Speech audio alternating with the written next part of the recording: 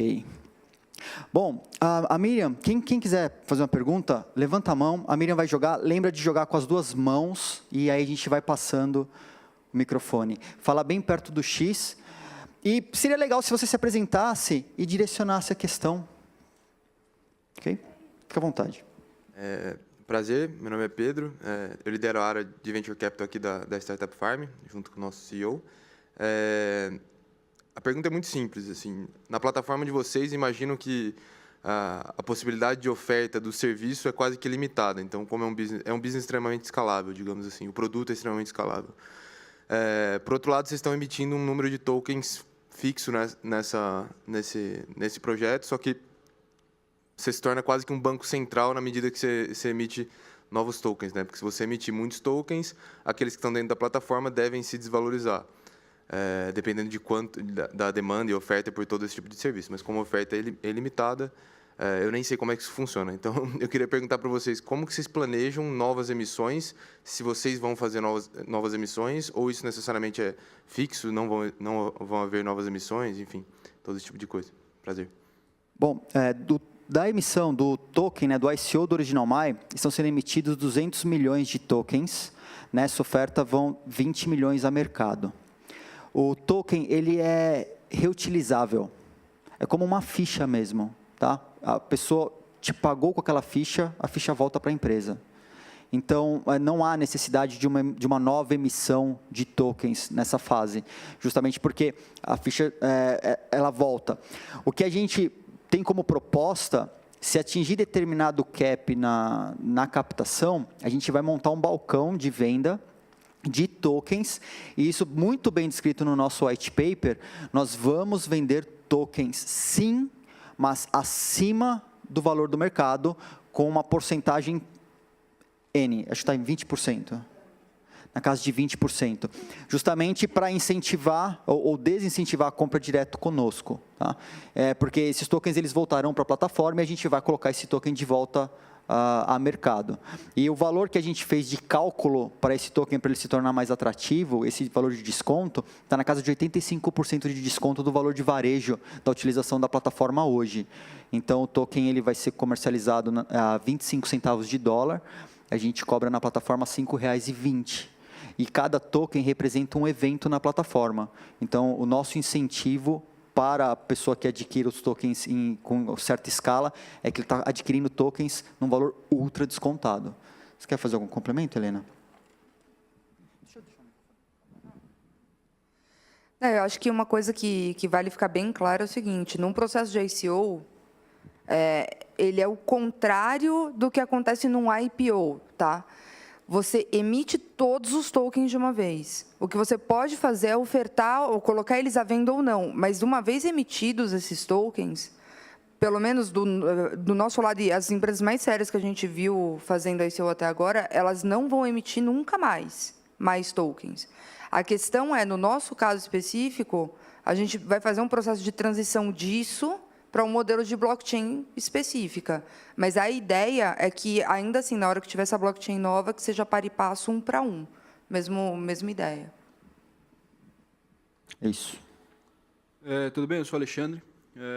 Eu trabalho em banco, estou pensando em abrir um negócio, uma fintech da vida, ainda estou estruturando, e vim para entender melhor esse mundo. Pelo que eu entendi, vocês vão lançar 20 milhões de tokens, certo? Vai emitir 200 milhões, mas vai colocar mercado 20, e as pessoas usam os tokens para usar o serviço. Então, conforme for acabando os tokens do mercado, a galera vai usando o serviço, esses tokens vão voltando para a empresa, vai diminuindo a oferta, que vai estar no secundário. Se alguém quiser comprar, vai ter que ser comprar direto com vocês, a 20% mais caro. E, em algum momento, o preço de mercado do secundário isso vai começar a crescer, porque a oferta vai estar diminuindo. E, se der certo, né, assumindo que a empresa continue crescendo e como ele falou, é escalável, vai ter cada vez uma procura maior, o preço do token vai subir, vocês vão controlar quase, de largada, 90% dos tokens, cobrando 20% acima. Em algum momento, isso vai ter que voltar para o mercado. Talvez não os 200 milhões, mas vai ter que ter alguma forma de voltar para o mercado, no mínimo os 20 milhões de tokens, de uma forma um pouquinho mais... ou vai ser direto com vocês toda vez? Bom, a empresa ela tem total liberdade para fazer uma outra Black Friday, porque por modelo comercial, até por interesse comercial, ela pode, se houver um caso extremo como esse, é de interesse da empresa que o mercado possua tokens. Mas tem uma coisa interessante no token, que caso ele suba muito de valor, a empresa ela não precisa receber exatamente um token por evento. Tá? Hoje ela vai representar um token por evento, mas se o token subir muito de valor, a gente tem um valor pré-fixado na nossa tabela, e você vai poder utilizar uma fração desse token. Tá? Porque o token ele pode ser fracionado, e o número de casas decimais você define. Tá? Então, eu acredito que a estratégia, esse é um caso muito extremo, é muito no limite. Tá? Mas eu acredito que caso ele venha acontecer, a empresa ela pode se reorganizar e fazer uma venda, ou fazer promoções, ou sei lá, montar combos. Eu acho que vale também deixar claro uma coisa. A ideia aqui... A gente vê alguns ICOs que eles são super gananciosos, né? Então, o pessoal é greedy no extremo, 200 milhões de dólares para cima. A gente está fazendo o primeiro do Brasil. O primeiro 100% brasileiro, com a equipe aqui, com o time aqui. Não tem como a gente já chutar lá para o alto o que vai ser necessário para desenvolver uma blockchain. Então, o que foi feito? Quebrou-se em 2 fases. Essa primeira fase, ela é conceitual, ela é ofertando um pedacinho mesmo, e essa segunda fase do sale, que provavelmente vai ser com outro valor, não vai ter tanto desconto assim, vai ser no meio do ano que vem, né, que a gente estava prevendo. Do meio para o final do ano que vem. Do meio para o final do ano que vem. Isso também está descrito em toda a papelada lá do Original My. De toda forma, se você for pensar daqui até metade do ano que vem, o equivalente a 5 milhões de dólares que vão virar receita para uma startup, por mais que a gente tenha um efeito de rede muito, muito, muito bom, mas é de se esperar que esses tokens não vão acabar até lá. Se, eventualmente, isso acontecer, aí sim, aí tem... A Original ela vai ter estoque de token, e se isso for favorecer mercado, enfim, representar algum ganho para a empresa e para o ecossistema, principalmente como um todo, aí sim vai ser estudado.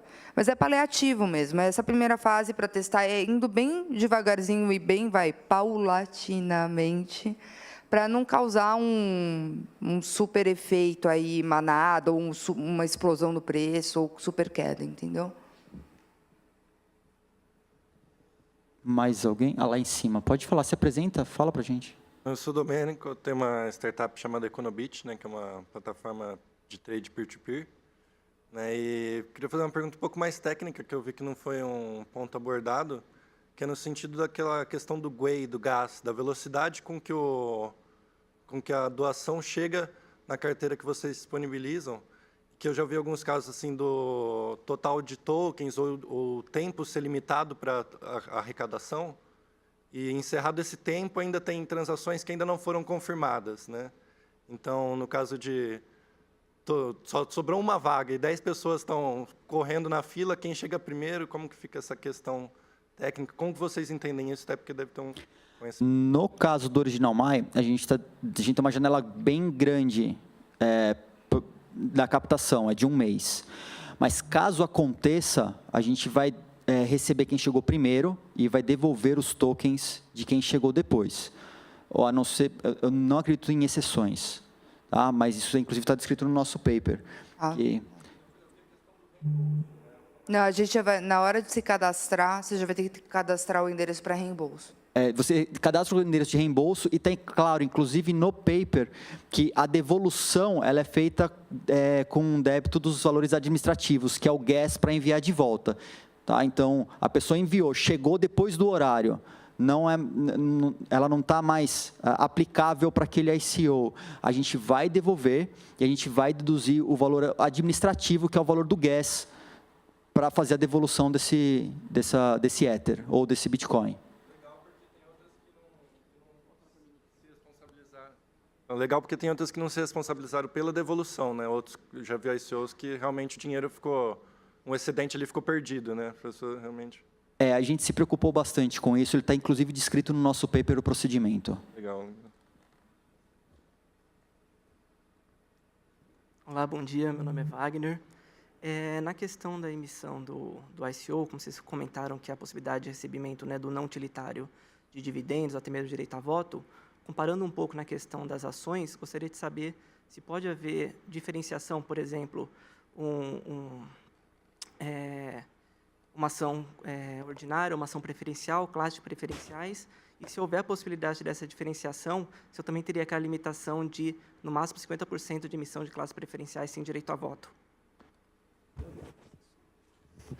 Não, eu vou passar para a Helena, eu acho, mas só para comentar, assim, um token que represente uma ação, primeiro, eu acho que ele pode representar tanto o preferencial como representar uma ação ordinária.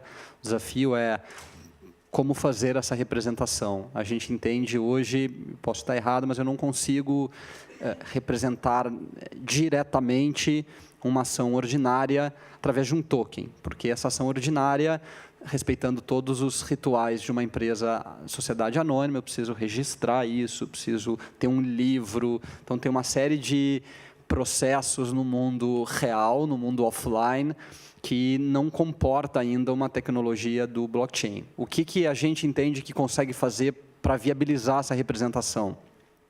A gente criar uma camada em cima dessa SA, então a gente cria um veículo de investimento.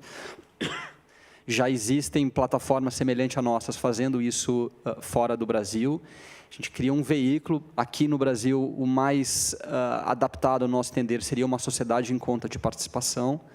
Essa sociedade em conta de participação é, no seu sócio ostensivo, de fato, o detentor daquelas ações, seja ela preferencial, ordinárias ou qualquer outro valor mobiliário. E aí, dentro dessa sociedade em conta de participação, eu vou representar cada uma das ações por tokens. Tá? Então, eu tenho uma camada em cima, porque dentro de uma sociedade em conta de participação é um contrato privado ali, a gente estabelece as regras, eu estabeleço a governança, e eu vou estabelecer que as regras vão ser as mesmas regras da empresa de SA, com os mesmos direitos daquela ação preferencial ou ação ordinária, e vou respeitar todas as regras daquela empresa anônima. Não sei se a Helena tem algum comentário. Na verdade, assim, a gente precisa lembrar que no Brasil são 5 ou 6 livros obrigatórios para SA de capital fechado, em papel. O livro de registro de ações, de transferência de ações, ele é na mão. Eu não sei se todo mundo aqui já viu, mas é na mão mesmo. Você tem que escrever, essas ações estão sujeitas ao acordo de acionistas. É surreal. Nossas publicações ainda são feitas em Diário Oficial, mais um jornal de grande circulação, e isso custa um absurdo de caro. Então, assim, a tecnologia está anos-luz na frente do que o nosso direito societário obriga a fazer. Então, nesse momento, não tem outra opção para as empresas aqui no Brasil se modernizarem, a não ser adotar alguns passos como esse que o Fred falou. Fala, bom, não dá para fazer na SA puramente? Não, mas o que a gente poderia fazer? Talvez a gente pudesse criar aí uma camada, acima, falar, ok, essa daqui é a minha parte SA tokenizada? Talvez seja uma opção. E aí você vai seguir as regras do que está dizendo esse teu contrato entre partes, que não necessariamente, você pode dizer que vão ser iguaizinhas às leis da SA, a lei das SAs, mas, enfim, talvez você tenha algumas alterações aí. Eu ia dizer só que na regulação que eu apresentei aqui da ICVM 588, já existe a previsão desse co-ofertante. Então, o regulador ele permite que a empresa faça uma emissão, mas que todos os investidores, todo aquele investimento, ele fique concentrado dentro de um veículo. A CVM não fala que veículo é esse, pode ser um fundo, um FIP, pode ser uma sociedade de propósito específico, pode ser uma SCP, como o exemplo que eu coloquei aqui. Então, para nós, essa é a camada, e aí a gente tenta fazer a camada mais leve possível, mais barata possível. Querendo ou não, a gente está colocando o intermediário num modelo de negócio que é de desintermediar, mas a gente entende que é um intermediário leve que vai trazer uma série de benefícios e evitar tantos outros intermediários que haveria no caminho. Mais alguma pergunta? Acho que tem uma aqui na frente, tem duas. Mas que a gente ainda tem um tempinho.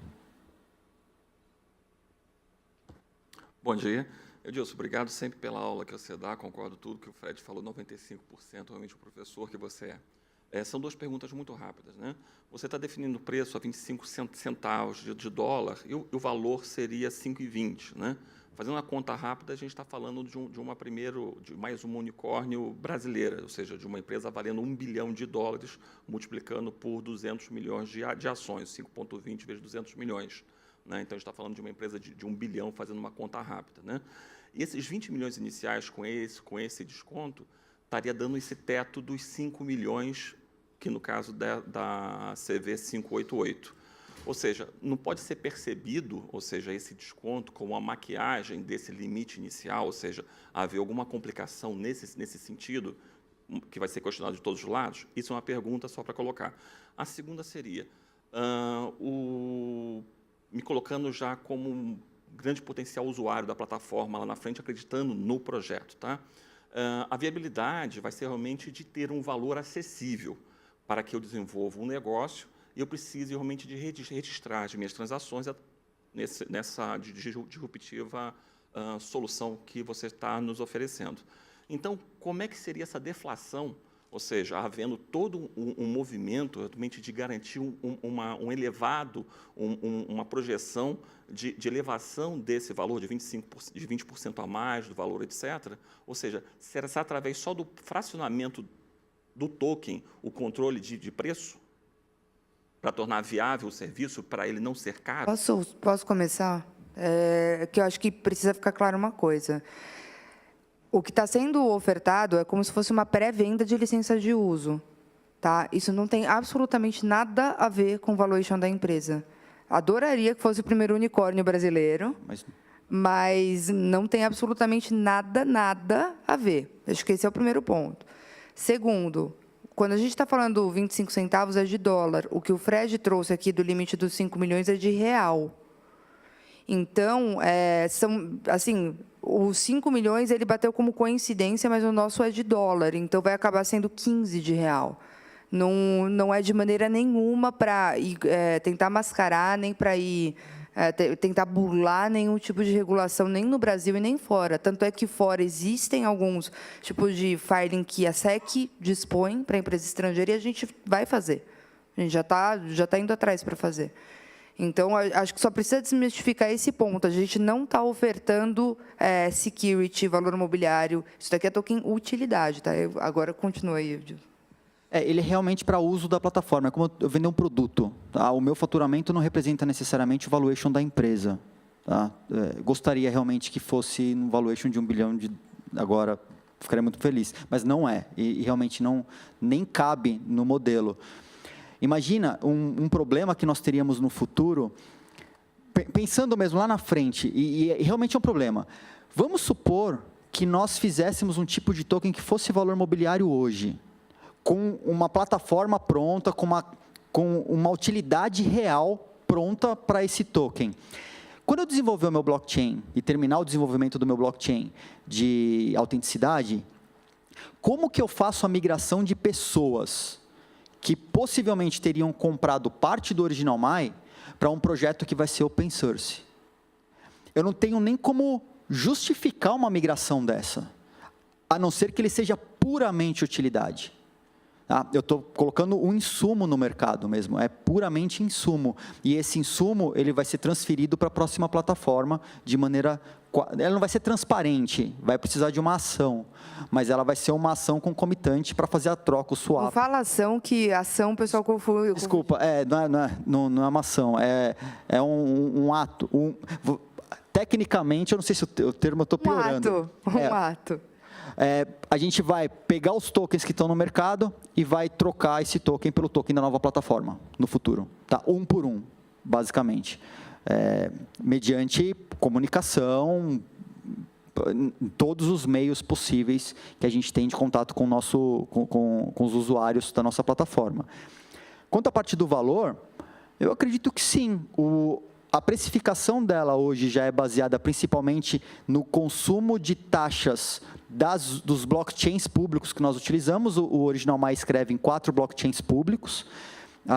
O valor desse token, ele se baseia, inclusive, no custo que a gente leva em consideração os custos que nós já temos para registro em blockchains públicos, e caso esse valor venha a flutuar, a gente vai acabar fazendo uso de casas decimais desse token, ou um ou mais tokens, ou menos tokens fracionados para o valor da plataforma. O que é muito importante a gente deixar claro é que a gente tem um valor de varejo de uso da plataforma, e a gente vai respeitar isso, inclusive, para quem está comprando esse token descontado, né?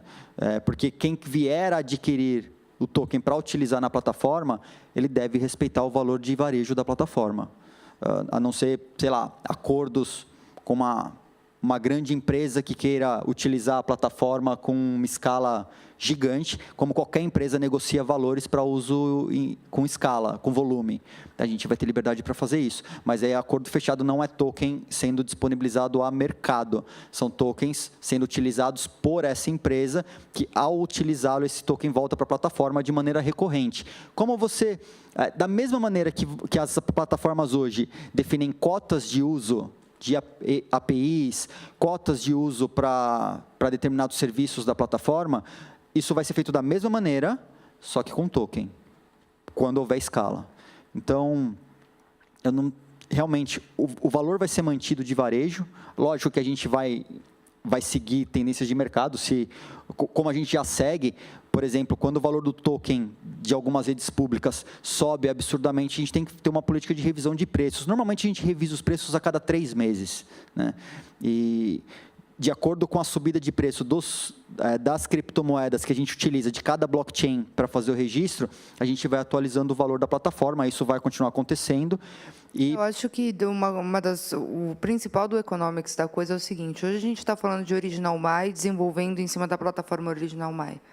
O processo de transição aqui, ele não é algo óbvio, não é uma coisa que muitas empresas fazem. A gente vai passar por um processo de descentralização para colocar a plataforma em pé e disponível e open source para quem quiser desenvolver em cima. E aí os tokens vão dar acesso, nessa futura blockchain, a essa plataforma toda. Então, hoje a gente está falando do que o Original My oferece em cima do que é a plataforma Original My proprietária. A ideia é passar, vai devagarzinho, para esse processo onde a gente vire o Ethereum, por exemplo, de identidade, e aí o teu token dê acesso a outras soluções que estão lá. Aí a precificação sai da nossa mão até. A ideia não é que o Original My vire o único e exclusivo programador ou desenvolvedor de soluções em cima dessa plataforma, entendeu? E é um processo que não é óbvio mesmo. Eu não conheço muitas empresas que estão no processo de descentralizar a própria plataforma proprietária, né?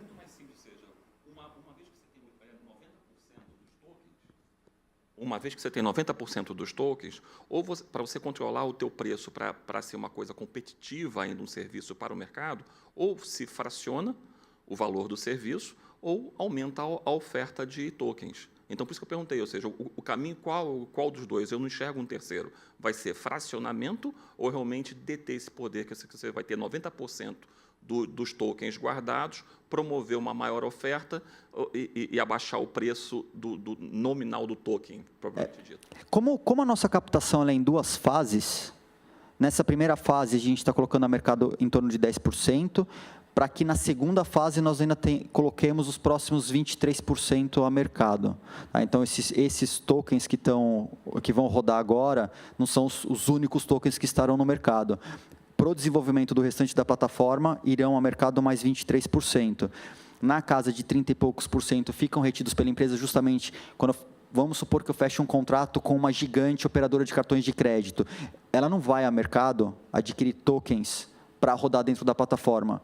Eu vou utilizar um estoque de tokens que eu tenho internamente. Então, eu tenho uma camada de tokens para fomento de rede, porque se você der uma olhada no nosso roadmap, existe uma fase que é de descentralização tanto da identidade dos usuários e descentralização dos validadores de identidades dos usuários. E a gente acredita que todo mundo que faz um esforço para fazer um tipo de validação, seja ela mecânica, através da mineração X, ou através de uma avaliação, validei no Serasa, mandei um SMS, olhei a Receita Federal para ver quem era o cara fez um esforço, a gente acha que ele deve ser recompensado. Então, parte desses tokens, eles estão selecionados, estão separados para fomento de rede, continuar sendo utilizado como fomento de rede, e parte dos tokens para uso próprio da empresa, caso venham grandes corporações e queiram utilizar o serviço em massa. Tá? Só para completar também, isso a gente está falando a gente ter uma blockchain específica, né? Isso, tudo para Porque depois disso, aí as tuas duas hipóteses caem por terra, porque a gente não vai ficar com 90% nem com 60%. Isso daí vai ter que ser realocado dentro de um algoritmo próprio para seguir o processo, como seria um processo de mineração comum, e incentivar a criação de efeito de rede de outras pessoas usarem, desenvolverem em cima.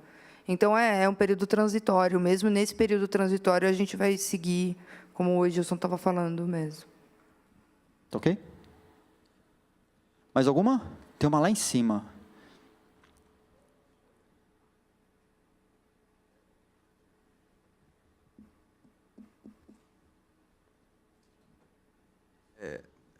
A dúvida é mais ou menos nessa linha de que ele estava falando, de olhar para esse token como um investidor, apesar do token ser puramente utilitário.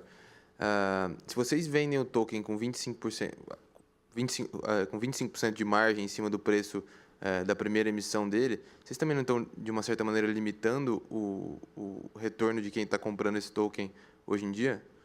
Porque entre comprar de vocês e comprar num token que está no mercado, o cara sempre vai comprar de vocês se o mercado tiver 25% acima. Não, mas o mercado nunca vai estar 25% acima de nós. A gente vai colocar através da média ponderada de acima do mercado. O nosso sempre estará acima do mercado. É 25% acima do preço do mercado. Do mercado. 20% acima do preço do mercado é o valor que a gente vai, se a gente for ofertar o nosso via balcão próprio, a gente criou uma formulazinha lá para a gente sempre ofertar acima para estimular quem quiser comprar token a comprar do mercado secundário e não da Original My. Entendi. Ótimo. É isso. Mais alguma?